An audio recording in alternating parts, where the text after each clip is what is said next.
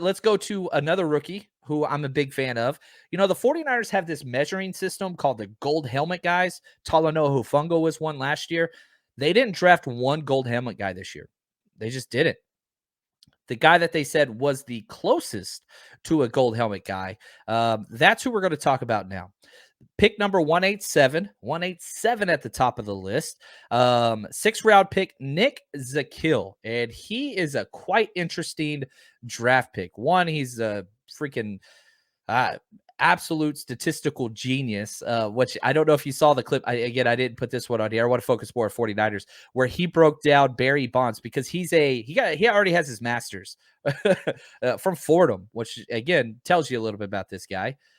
He already has his master's, and it's through business analytics and how he breaks down all this advanced data in baseball and Barry Bonds, and how Barry Bonds' season was like one of the greatest ever, and he can tell you why statistically and all those things.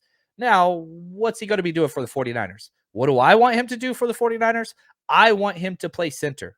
Whether Alex Mack comes back or not, I want him to play center. He was asked that very question. I'm excited to kind of have the opportunity to play wherever I can, wherever the team needs me. I think that I haven't really talked extensively with Coach Forrester about it, but I think that's something that Mr. Lynch and Coach Shanahan mentioned to me on draft day. So I think that kind of whatever way I'm able to be versatile and kind of help the team, that I'm open to.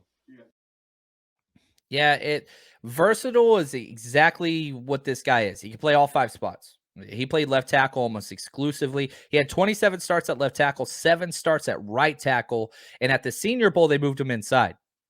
Senior Bowl, he struggled day 1.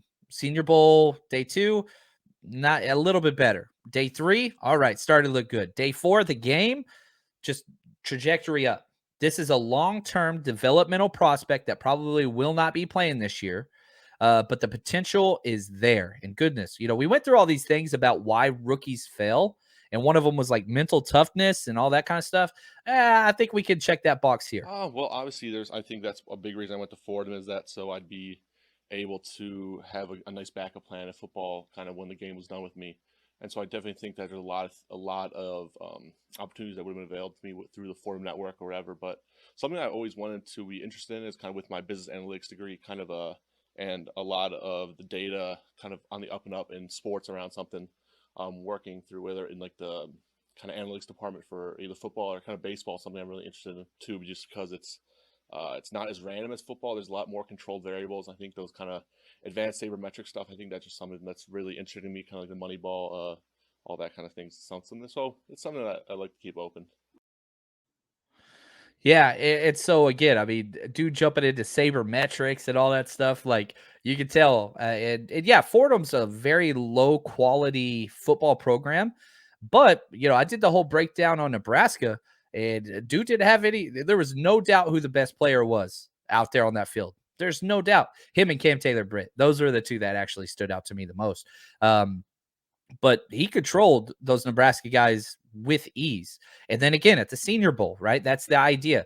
Not only was he finally going against competition that's NFL quality, he struggled big time, but he changed position and he kept getting better. In 1 week, you saw the improvement in 1 week. We know that the 49ers love these Senior Bowl players because they get to see them again on an equal, playing field. And I think that translates. Debo, right? I mean, goodness, how many players on this 49ers team played in the Senior Bowl? I should look into that and get that list compiled. So yeah, I'll work on that. Now, this is huge for Nick Zakelj and probably the other 49ers. He was asked a question about Alex Mack and what he thought of him. I don't know. Let's read through the lines here a little bit. Yeah, I think definitely kind of watching guys like Alex, especially growing up in Cleveland and being drafted, I believe it was like 2008. So I kind of been watching him since I was very young, and kind of being able to see those great Browns O linemen, him, Joe Thomas, Mitchell Schwartz, just kind of really being able to kind of see how they are able to affect defenses, kind of move guys point A to point B, and just kind of being able to kind of just hear secondhand of how Alex was able to kind of take the game in and kind of what he was able to do. So I think that's something it would be great to be able to learn from someone like that. It'd be great to learn from somebody like that. Almost like Alex Mack is coming back. And that may have been talked about with. I think Alex Mack is coming back. I really, really do. If he wasn't, I think he would have already said it. I think he doesn't want to go through camp, and I think we'll get an announcement right after training camp. That's just my idea. Now, the good news and the bad news. I do not see Nick Zakelj getting meaningful snaps this year outside of an injury. And if that happens, at least you have him there.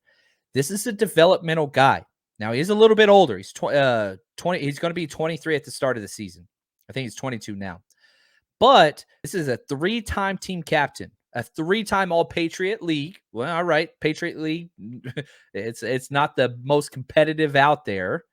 But at the same time, man, you've got to look at this like, okay, what could he be? And here we go. David Hasselhoff, he says, I think West is the future at center, and Burford is better to me as well. I don't care if all three of them, if Burford, West, and Nick Zakelj all play center, I'm happy. I just want to plan there. And so allow those guys to fight it out. None of them are top end draft choices. None of them went days 1 or day 2. I want guys fighting for that. And I think the 49ers have built this competition at so many different spots, especially interior offensive line, to where, hey, man, we just need one. Right? Let's say Nick Zakelj doesn't work out. Let's say Donovan West doesn't work out, but Burford does. That's a huge win. That's a huge win. And so you take it. I want the competition. Meritocracy, baby. Who wants it? Go get it. I'm just having a pretty damn hard time betting against Nick Zakelj. That's what I'm saying. This is not the Dallas Cowboys draft class where you got rap sheets and academic issues and whatever. That's not what this is. That's not what this is.